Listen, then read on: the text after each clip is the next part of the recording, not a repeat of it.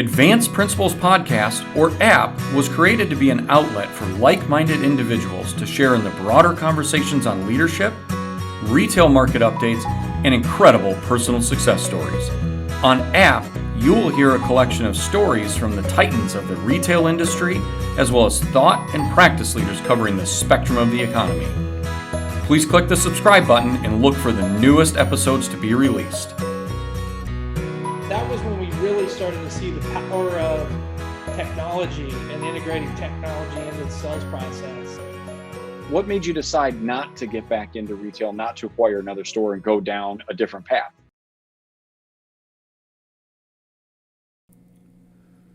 Chad Collier is the founder and CEO of CarSaver, an automotive e-commerce and fintech marketplace that helps consumers buy, finance, and insure all brands of new and used cars online.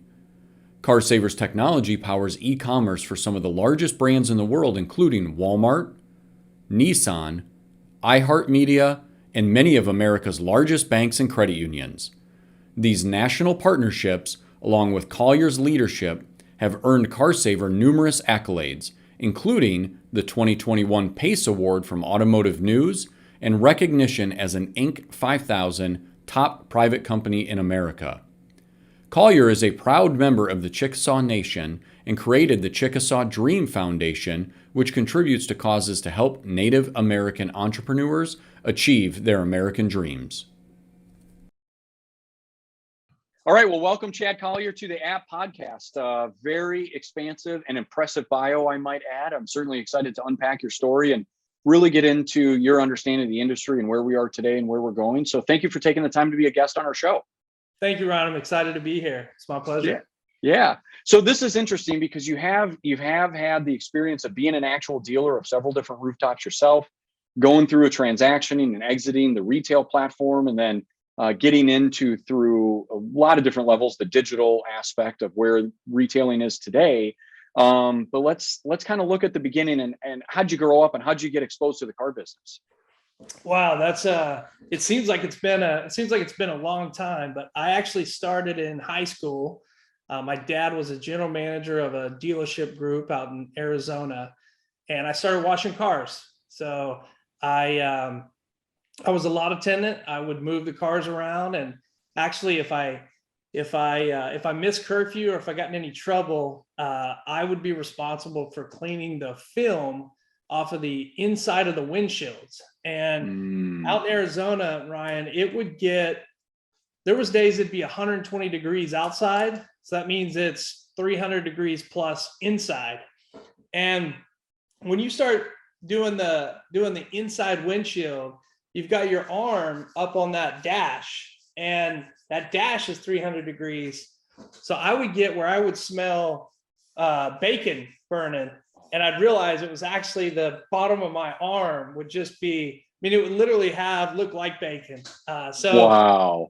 So anyways, that was what my dad called character building. But that's how I started in the car business, and ended up, I had a guy come up to me and ask me to sell him a car when I was moving the lot. And I told him, hey, I just move the cars. I don't sell them. He said, great. You're exactly who I want to work with. So he asked me to take him on a test drive, which I did. And then he came in and he actually paid cash for the truck. And that was my first sale. So after that, I was kind of hooked on car sales, and ended up, I put myself through college selling cars part-time. And then after college, I got into management and ultimately ended up buying some stores. And here we are today. Wow, very cool. So certainly that experience and impression probably planted a pretty good seed in your head about where you wanted to take your career and potentially how you could help people go through this purchasing process. Yeah, for me, I always found it easy to connect with consumers, and really it was just about being open and honest and transparent. And I found that if I was open and honest with transparent with customers, they were the same way back. And I witnessed a lot of people through my career who always weren't that way, and customers have a different reaction. You want a customer to clam up, and you remember the old saying, buyers are liars. Mm-hmm. it would, a lot of times that was, we, I just felt like there was opportunities to be more transparent, more open with your customers, and they'll be the same way. So Yeah. it's always been a passion point for me. Yeah. So did you take that philosophy into the stores that you owned? And if I'm not mistaken, you owned multiple stores along with some of your family members. So did you take that transparency mindset into your dealership operations, which is very different, especially around that time frame? It was still in the era where most dealers didn't advertise price. You go onto a lot, the cars aren't marked. You had to ask the salesperson to get a price, and it was you had your 2 o'clock price and your 5 o'clock price, or your last day of the month price, or your first day of the month price. And so did you really take that and kind of put that into your operation? We definitely did. Being kind of open and transparent across the board, what we realized, our motto is we would buy underperforming dealerships and put in the processes, the right process and people to get them back on track. And ultimately, I would sell those dealerships. I sold my last store to AutoNation.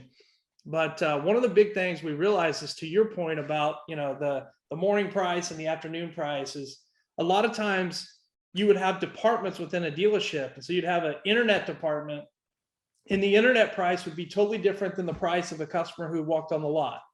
And they weren't in sync at all. And so for us, one, we just saw that it was a lot of inefficiency in trying to manage all that, trying to manage like different prices. Is this a fleet customer? Is this a customer who walked on the lot? Is this an internet customer? So we want to just make it easy and transparent, and also just more efficient for us to be able to say our price is our price. And we were also a lot of times in markets right outside the metro. So we were competing with metro dealers that were bigger, maybe had more inventory. So playing games with customers just wasn't something that would work well for us. It's actually why I bought some of the stores I did, because they did play those games and it just didn't work out for them. So being open and honest and transparency, I think, is the only way to go. But certainly it was a good strategy for us. Yeah, absolutely. So, currently, the last couple of years in this environment, dealers have been very profitable, selling a lot of vehicles, making a lot of money. Any seller's remorse about getting out of the retail game and missing out on this current cycle? There's always ebbs and flows of the auto industry. And man, I'm excited about what's happening in our industry right now. It's been a great few years.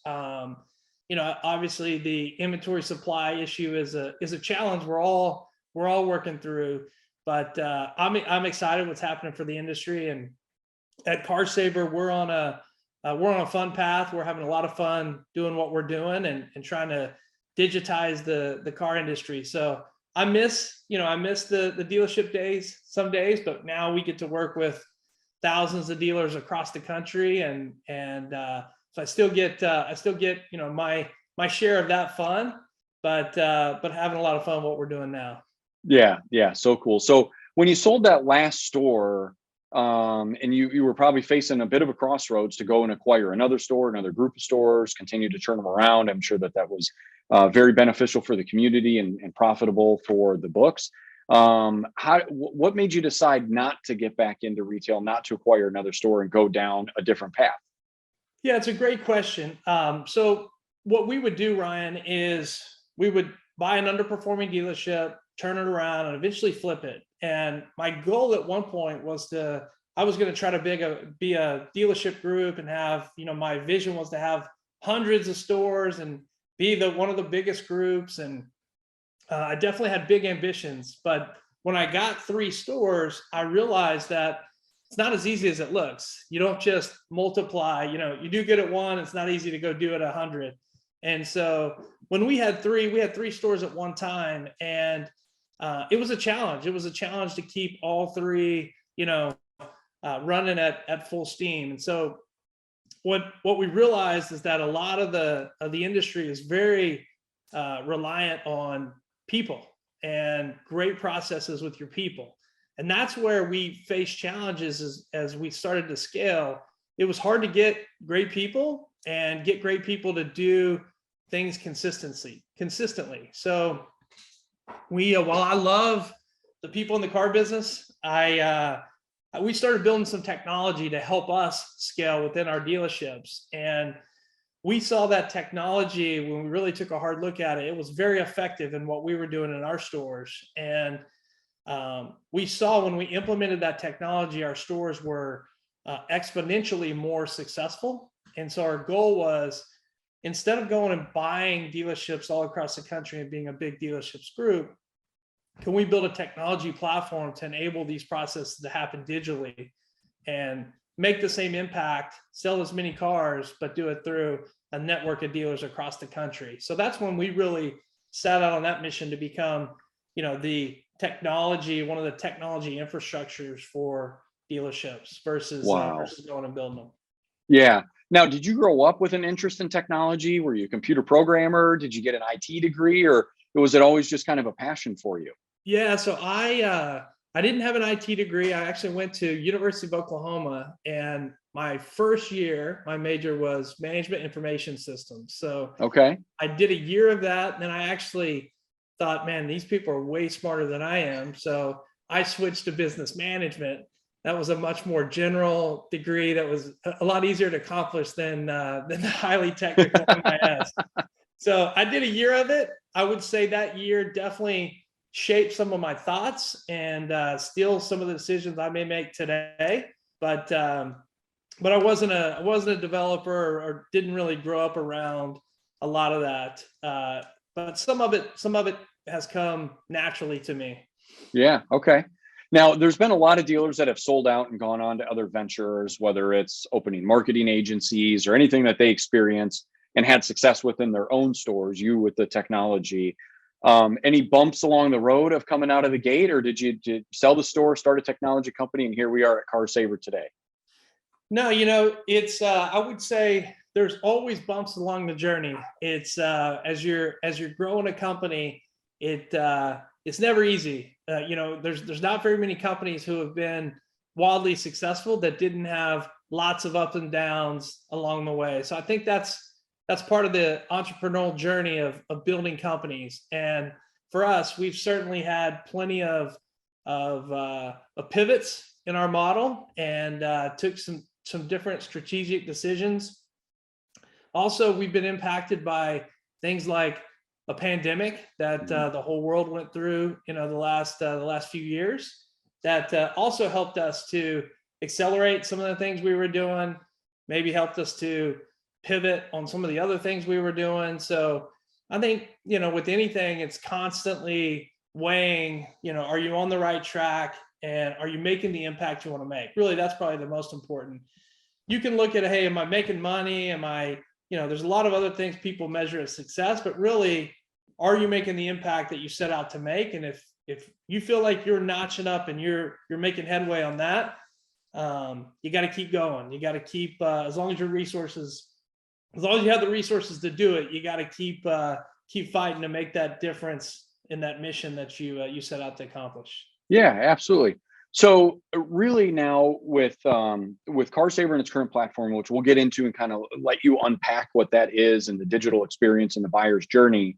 But it didn't start really with the CarSaver name or current model that it's in. What were the foundations for the platform that has now gone through many iterations and ended up where you are today? Yeah, that's a great question. So Ryan, we started, actually, one of the very first products was a product called I'm a Looker. So I'm a Looker this was before the iPhone existed. And what the I'm a Looker tool did was when a customer would come in and say, hey, I'm just looking, we would give them an iPod Touch. And they would take the iPod Touch device, and there was an icon for every car on the lot.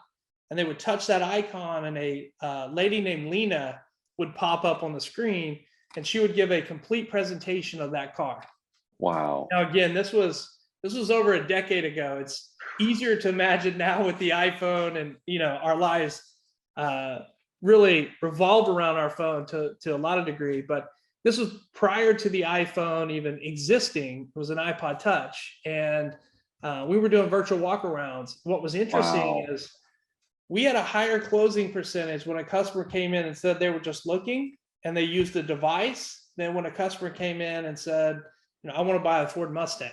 And so that was when we really started to see the power of technology and integrating technology into the sales process. And then once the App Store, once the iPhone and the App Store came out, there was actually, we had an app called Car Factor, and Car Factor was at the time the most downloaded app in the App Store for automotive. Wow. And we saw millions of downloads just from organic downloads by being early in the App Store. And it was a way to research for a car. And millions of consumers started using this app. And so we saw the power of technology in the sales process, the power of technology in a consumer's hand, and the adoption that consumers had without even marketing the application. And then we also had an opportunity. A lot of this came from my background in Arizona, and my business partner spent a lot of time in California and Miami, and we dealt a lot with the Hispanic community. And so we were able to actually transition the platform to be completely in Spanish. So we were the first to have the ability to buy a car completely online, end to end, in Spanish. And so it was really, I would say, CarSaver today is a combination of all of those. And then also the experience of my co-founder, Sean. Sean has built and sold 10 auto tech companies. So helping the industry digitize their business has been his passion since the beginning. So we were able to take, I would say, a unique combination of his learning experiences, my learning experiences, and then our entire leadership team that's done really a lot in automotive across the whole sector, and continue to, to try to perfect what we do to really, at the end of the day, change the way the world buys and sells cars by just making it funner and faster. I mean, that's our mission. Yeah, that's fantastic. And it's a great mission to have. And certainly someone that I've been in this industry since 1995. And the common complaint is that the experience is just arduous. It takes way too long. It's not enjoyable. It should be a celebratory event, and it often becomes very confrontational. And I think what you're doing is injecting that fun, fast philosophy into it and keeping it exciting and relevant, and making it an enjoyable transaction, and really expediting the process. So CarSaver is a big name, but you joined up and partnered up with an even bigger name, one of the biggest names in the world, with Walmart. So how did that relationship come to be? Because I still think of Walmart as the consumer goods brick and mortar store, and certainly there's been a lot of evolution in the last decade with them. But how did they get into the car purchasing and car shopping experience? Yeah, so it was interesting. We had an opportunity to visit Walmart, and it was actually on a completely different topic. And we were at Walmart. We were with some of their leadership team, and we were at a dinner. And they asked what we did, and we told them about our platform and how we were trying to make car buying easier and help save customers time and money. And it was funny because they said, you know what, all we do at Walmart is help customers save time and money so that they can live better. And save money, live better is our passion. It's our mantra. It's everything we do at Walmart. And car buying, nobody feels like they save time or money. They feel like it took way too long, and you usually feel like you overpaid in car buying. And so Walmart said, if there's an opportunity for us to leverage our platform and our reach, we reach 95% of the US population. Wow. And, as the largest retailer in the world, we're passionate about services that can help our customers, live a better life. And so we partnered up with Walmart. They've been a fantastic partner for us. And what's interesting is how every meeting I think I've ever had with Walmart, Ryan, it all circles back to that same point is, hey, how are we helping customers save money and live better? And Walmart, interesting story with the way Sam Walton grew that company from a little 5 and dime store in Bentonville, Arkansas to, the largest retailer in the world. But they also have went through they've seen their business transform, and the way people shop and buy is completely different than it was 50 years ago, even 10 years ago. It's changed really on a daily basis, but watching them, how they transition their business with, competitors like Amazon and online competition, and how they've grown Walmart.com, but also been able to leverage their physical footprint as a big advantage that they have, because they've got the largest footprint of physical retail superstores in the US, but also have Walmart.com.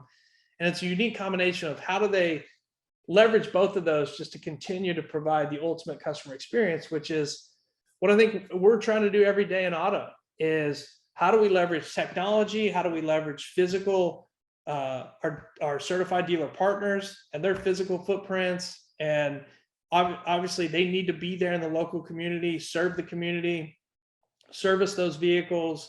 It's one of the things I love about the combination of Walmart and autos is the two biggest tax generators in every local market across the country.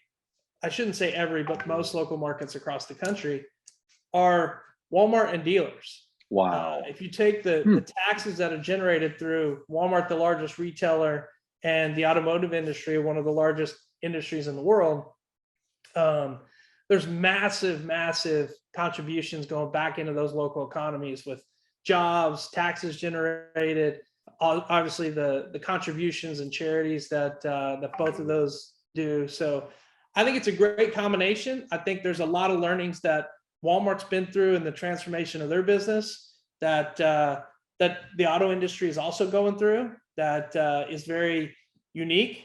And I love that Walmart is very aligned with, I would say, how the automotive industry is aligned. You have local stores, and those stores are there to serve their community, and they're there to help their customers. And it's the same thing Walmart does. And so the more we've unpacked that and really learned from Walmart, I think it's a great combination of Walmart and dealers helping each other. So there's several things there that I kind of want to just, carve out and spend a little bit more time on. One, there are people all across the country, if not world right now, listening to this and wondering, they spend their entire career trying to get a foot in the door at Walmart. And this idea of CarSaver and Walmart organically came through a really open dialogue and conversation at a dinner. So how cool is that? That's kudos to you. Just not forcing anything, not trying to orchestrate anything, not trying to over strategize, and just simply two totally separate and individual missions and purposes, totally aligned, and just organically came together to create the solution. So I think that's really cool. And then you talked about it from the similarity of the dealer and Walmart, the brick and mortar, and the impact that they have in the community. There's certainly other digital retailing platforms out there, and there's other prominent companies, I won't name their names, but they, their whole business model survives on cutting the local dealer out. They want to do an end around. You've been passionate, one, I think probably because of your dealer experience, but why are you so passionate about having that dealer involved in that transaction for that customer? Yeah, listen, like I said earlier, I came out of the automotive industry. This is pretty much all I've done my whole career is automotive. And I'm passionate about the automotive industry. I love it. We love dealers. We think there's no question dealers are here to stay. And we want to help dealers compete with these digital disruptors that have entered the market that we don't believe provides as much value and customer experience and services as what the physical dealer does. Certainly, I believe there's an opportunity for us as the automotive industry to leverage digital and to improve our customer experience, to make it easier and better and faster. One, for not only for customers to buy, but for us to sell. It shouldn't take us hours. And if we can shorten that time, it just gives us more time to sell more cars. So we believe there's definitely an opportunity to digitize the industry and continue to provide better customer experiences, but also just more efficient processes at the dealership to help them save money. And I don't believe the solution is new entrants to the market that just have some neat digital technology, but don't have the infrastructure to to serve consumers as effectively. So Yeah. we're passionate about helping dealers compete and fight back against some of those other competitors. Yeah. So that's really cool. So just give us an overview at this point of really what the CarSaver platform and experience is like from the consumer, and then where the dealer gets involved and what their involvement looks like. Yeah, so CarSaver is a end-to-end e-commerce platform that the easiest way to think about it, Ryan, is everything you can do at a dealership, you can do on your phone. So it makes it where literally every single process, besides a mechanic turning a wrench, every other thing that you can do on your phone versus physically being at the dealership. And we bring that technology to market in two ways. One is our B2C marketplace. So that marketplace is powered by Walmart. We also have a partnership with iHeart where we promote it through iHeart and other big brands who want to help their customers have an easier way to buy a car through a network of certified dealers across the country that we work with. So that model lets consumers buy all brands of new and used cars completely online, all through our network of certified dealers nationwide that serve them. And then on the other side of our platform, we actually license our technology to help car companies, lenders, and dealers provide a white label solution for their customers to be able to use the same technology, but under their brand. Okay. So we power Nissan at home. We're the buy at home function and technology behind Nissan's e-commerce platform in the US. So we work with Nissan USA and the majority of Nissan dealers in the US. And then we also help lenders take their existing loan portfolio and upgrade those customers into a new car with a new loan by through this automated process that makes upgrading your car as easy as upgrading your iPhone. Wow. Unbelievable. So not that you're name dropping, but Walmart, iHeart, and Nissan, those are pretty big relationships to be into. Any surreal moments throughout this journey from, being the lot attendant in 120-degree weather to Arizona and be like, pinch yourself, I'm having a conversation with the executives at iHeart, or pinch myself, I'm in the boardroom in Bentonville, or pinch myself, I'm now going to speak to one of the largest manufacturers in the world of automobiles. What have those moments been like for you? They're always humbling moments. So they are, we've had tremendous opportunities to work with, like you said, a lot of big major brands. And I remember the first time we walked through Walmart's headquarters, and they are not, Walmart is their headquarters are not, I would say they're not overwhelming when it comes to the, the size of the building, the fixtures and furnishings are pretty simple. But when you walk through the walls of Walmart and you realize the scale of what has been built there, it's definitely humbling. But when you also, I remember walking through, they had this corridor of all these glass offices, and you see a lot of suppliers that are there pitching their products to Walmart. And these are more like products like maybe it's a candy, maybe it's a book, maybe it's a food item, whatever, a bicycle, whatever that supplier builds, they pitch Walmart to get those products into the store. And just walking down those halls and watching these people's faces, you could see the passion that they were putting into those presentations, but knowing that a lot of times the answer they got from Walmart could definitely impact the rest of their life. If they got a yes, being on the shelf of the largest retailer in the world could make a huge impact for them. And if they got a no, not that it was over, but that, it could be a setback into where they were headed. Maybe it's a good pivot for them, but you could just see that and feel that. And so walking through the Walmart headquarters, I would say was definitely humbling.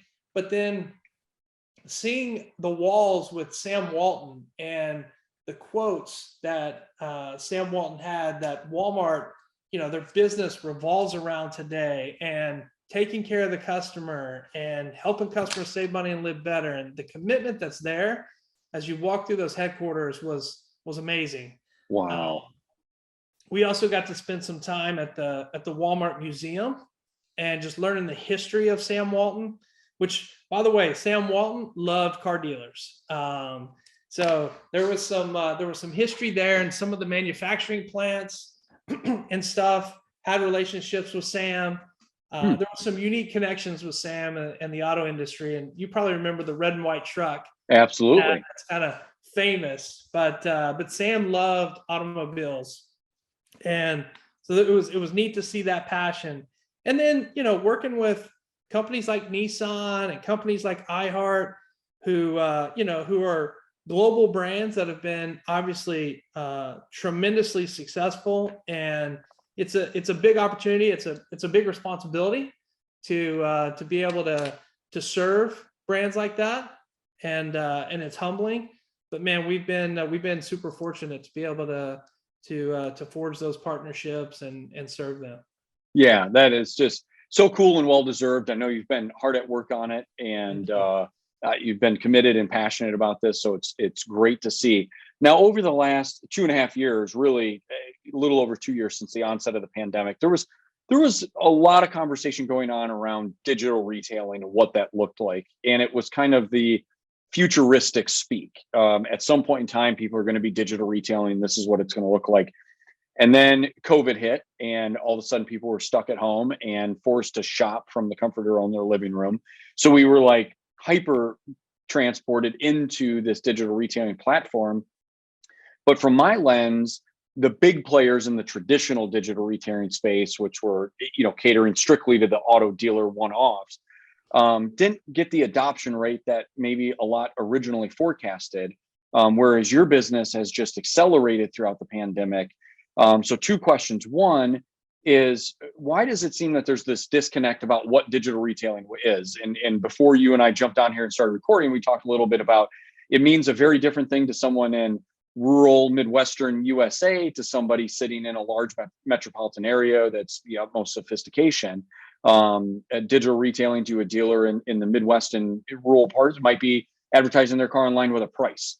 The other are adopting your style platform where it's full e-commerce, giddy up to whoa, transacting that vehicle. So 1, why do you think there's a disconnect? And then 2, why is there some hesitancy within the automotive dealer body to really embrace this philosophy? Is it fear? Is it a lack of understanding? What are your thoughts on that? Yeah, a lot of great questions there. And, I think some of the philosophical differences may be that we've done a lot of research with the consumer as a B2C brand and also a B2B brand. We have to have our hands on the pulse of what consumers want and what the industry wants. And there is no question, the research we do, an overwhelming majority of consumers want to be able to transact online, or at minimum, and I think this is an important part of it, they want to be able to go as far as they want to go. And what we've experienced is a lot of times on the industry side, we build solutions for what a dealer wants or what whoever we're going to sell the technology to wants. And that's not always aligned with what the consumer wants. A consumer may say, hey, I want to buy completely online. A dealer may say, I want to be able to create a lead online and give them enough to send me a lead, but I want to get involved in very early on because I can sell them better than technology can. And so a lot of times there's some disconnect there, and a lot of the industry providers who are building technology and been building technology for the industry for decades built a lot of the technology on old retail processes or leads. A lot of what our industry calls digital is just leads. It's glorified lead forms. It's not transactional. And so as you get into the transaction piece, there's a lot of sophistication there, because you've got a lot of our industry. When you look at dealers' platforms, DMS and the LMS, et cetera, you look at the car companies' platforms, you look at how lenders are set up with indirect, you look at insurance, all of that is really built for the most part, a physical retail purchase. And trying to combine those old systems and processes with a completely digital experience is hard to do. And Mm-hmm. sometimes, some of the old technology providers are like, well, I don't want to have to stop this business that's been has built our business over the last few decades to do this part. So it becomes a trade-off. And anytime you're making trade-offs, it gets hard to do something with full intensity. And I would say that's where some of the other digital disruptors have had an advantage. Is somebody like a Carvana or even a Tesla, they wake up every day and are figuring out how to make it easier to sell cars online, because that's all they do.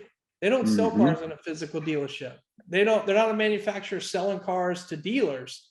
They're selling direct to consumers, and that's the only way they know how to sell. And so, but there is a power in having that focus and being able to really focus on exactly what the consumer wants, and not just what's going to blend best with your current processes or the current business or the technology stack that you have to use, because it's integrated throughout your whole dealership, but it's antiquated and old and not in the cloud. It's not a modern infrastructure. So being able to really have a laser focus on what the consumer wants. And then what we found is when you give the consumer what they want, ultimately they're going to buy at a higher percentage, and it's going to give the dealers what they want, which ultimately the dealers want to sell cars. And at the end of the day, all this technology, if we have higher customer satisfaction and we sell more cars,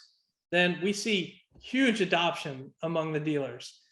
If it doesn't, dealers sniff that out pretty quickly, and they're going to get frustrated with it. So at the end of the day, I think it's about building technology that, one, is going to work. It's going to let the customer go as far as they want to go. And ultimately, it's going to drive transactions, which is what everybody wants. Customers want to buy a car, and dealers want to sell one.